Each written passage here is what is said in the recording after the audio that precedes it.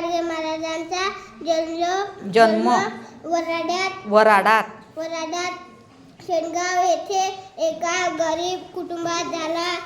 आई बापांनी त्याचे नाव ठेवले डेबू. डेबूच्या लहानपणी वडील वारले. त्यामुळे आई डेबूला घेऊन आपल्या भावाकडे येऊन राहिली. डेबू मामाच्या शेतावर कष्ट करू लागला.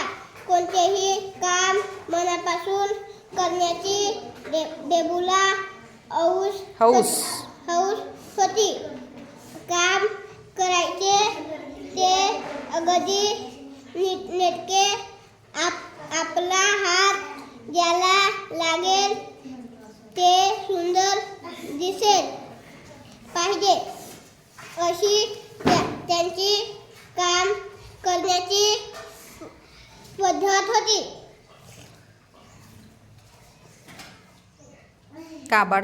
काबाड कष्ट करणारे असंख्य लोक असतात. त्यांचे दुःख